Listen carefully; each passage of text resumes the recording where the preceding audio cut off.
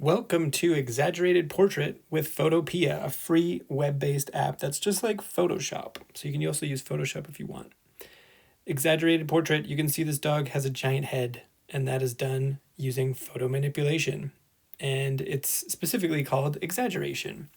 And this can be shown visually in different ways, including the mandatory one, which is enlargement. You can see both heads have been enlarged. Abstraction, which is abstract shapes to help. So this one's almost like a lightning bolt. You can use emotions like these tears to exaggerate.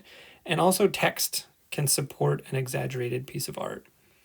There are more things that you can do, but those are ones that you can play around with that are easy to do. How do you make this project? You grab a photo, a high quality photo, and then you're going to, at the very least, exaggerate the size of something. You can see examples using, people and animals and different things. You can also bring in elements from other photos and add them to another one. So that's something that you can play around with if you want. Speaking of photos, we're going to need to get ourselves at least one. So we're using image search. You can use whatever engine you want to. And when you go to the image search and type something in, like polar bear or whatever you're interested in, you can see a list of photos and you want to find a good one. So I'm going to click on this one. I like the look. And then when I check over here, when I've made it big, I can see the size is nice. 1000s, in the 1000s or high hundreds is looking great. So this one I think will work nicely. I'm going to drag it to my desktop, and I don't want to use the small one. I do want to use the big one here. Otherwise it's too small. So I'm going to drag and drop.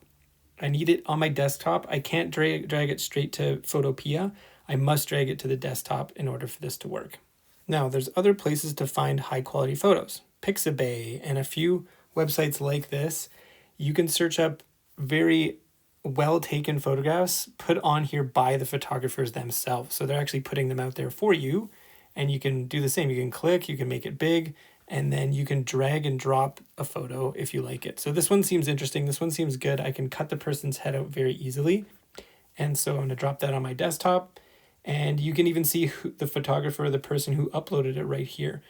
So it gives credit, and you can give credit if you end up posting this or something on social media. Now we're going to head to Photopea. Photopea right up here, just like Photoshop, based on Photoshop, photo manipulation, and it says drop files here. So this is the way we're going to start this project. We're going to click and drag from the desktop, put it in there, and boom, you can see it opens up instantly. We have the picture and the workspace in the middle. We have ourselves all these tools along the left-hand side. And then the move tool and the lasso are going to be the ones we use. You can also see over here to the modifiers. So if I click on one, you can see all the top bar kind of switches because each tool can be used in a different way and adjusted to do specific things. So that's interesting to note. Something important is if we make a mistake, if you go to edit at the top, you can see undo and redo. And there's the actual button you can click, or you can use the hotkey. So the quick way is Control Z for most people. So that's important to note as well. So if I'm painting something, see I painted right on top. If I just hold down Command and tap Z, the things go away. I don't have to use an eraser. An eraser takes longer, but I can just hit those steps backwards and it erases everything. Now the next important part is the layers panel. The layers panel is right here. You can see there's a little eye next to my photo, and so if I click it, it hides it, and then if I click it again, I can see it.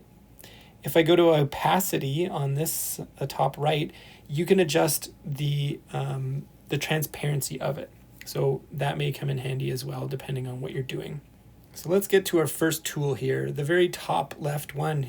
If we click on it, it's the move tool, and if you hover over it, the name comes up.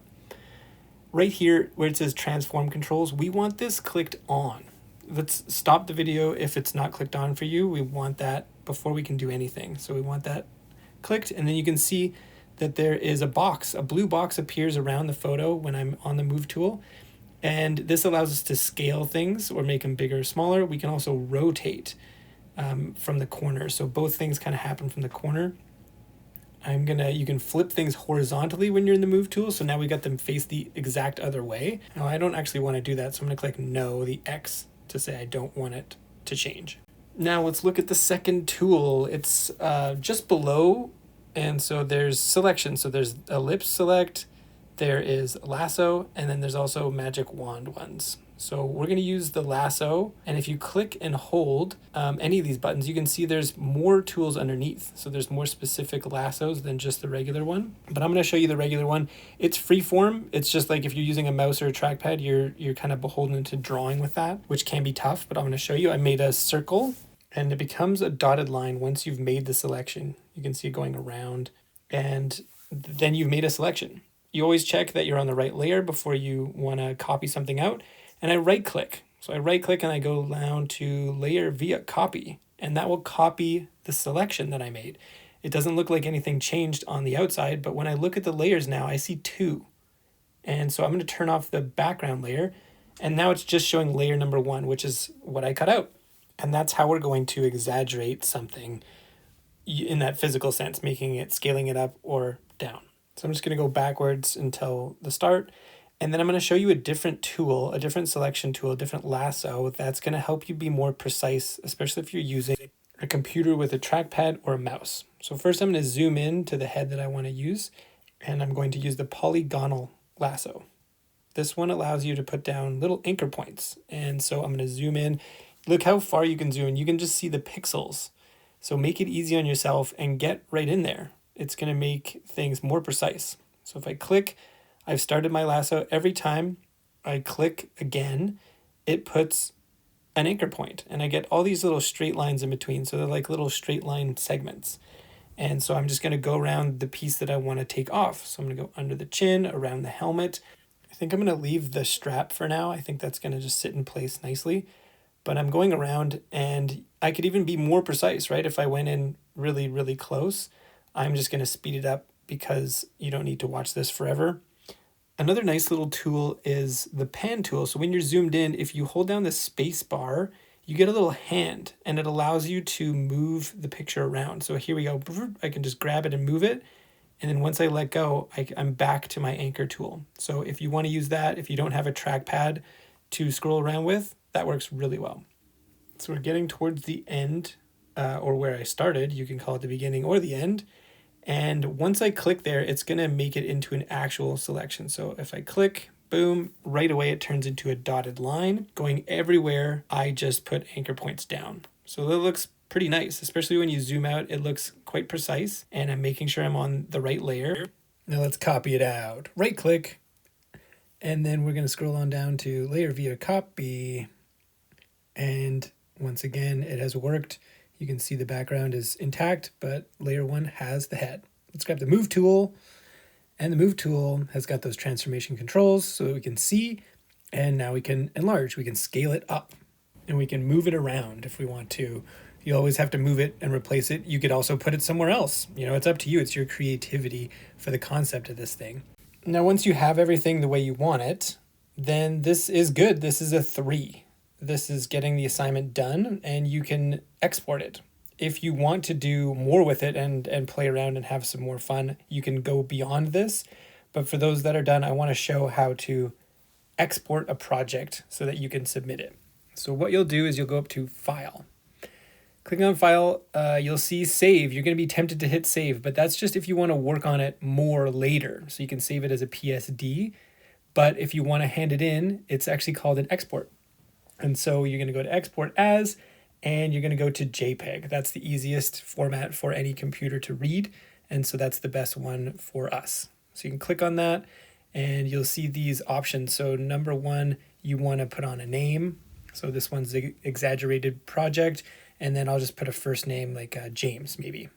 So you're going to have the name of the project and your first name, and then you're going to want to make sure the quality is all the way up. I think 100% is going to look good, and then you're going to hit Save. Once you do that, it's going to be in your download files, and then you can submit this on D2L, and you're ready to go. Now, for those people that are wanting to push this further and learn some more things, we are going to start with duplicating a layer in order to have multiples. So looking at the layers, I'm double clicking on the name, and I'm renaming this because I want to have things straight. Once I do that, I'm going to right click, and I'm going to hit duplicate layer. So now again, the picture doesn't seem to change. However, I have 2 of these. If you look at the layers, I've got head and head copy. So now I can double it up. I can double the fun. Now we got twins that are riding on this motorcycle together. And so you can do that as many times as you want. You can also flip, right? We can right click. There's other things. Once you're in transformation mode and you right click, there's a bunch of options there. So we can have himself leaning on himself like that. So it looks silly, looks ridiculous. Now let's talk about abstraction. So using the tools that we already have, we could create an abstract sort of lightning back here just to show that they're going super fast, although it doesn't look like it in the photo. To begin, we need to go to the layers panel, but we're going to go to the bottom and create a new layer by clicking this. And since we are adding more layers, I think it's really smart to label it. So double clicking, giving it a new name so that we can keep everything straight.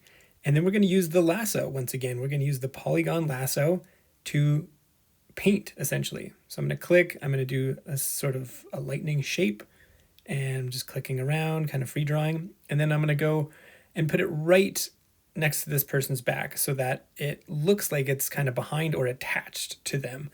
I don't want any space between the color that I'm going to paint and then the person's dress here. So I'm going to click, going all the way to the end, lassoing this whole area, making a selection. Now selections can do different things. So right now I'm on the light layer, but I'm going to head down to one of these other layers. I'm going to go to the background layer and show you, once you make a selection, if I hit delete, then I can actually erase using a selection. So not just cutting things out, but erasing. I can also, I hit the light layer now, so I'm back on my blank layer that's on top of everything. If I take a paintbrush and brush around, you can see the selection also focuses that brush into the area that I've indicated and nowhere else. So with a selection, you can paint, you can erase, you can copy, and you can cut. It's a multi-use tool that is so useful. And I'm going to show you one last tool with the selection. So I'm going to go to the paint bucket. And once I have a selection, if I click on the paint bucket and I click inside of it, surprise, surprise, it spills paint in the whole thing and is quicker than the paintbrush if you just want to fill the whole area and you don't want brush texture. So once you're done, you can export that image and submit it. And good luck with your project.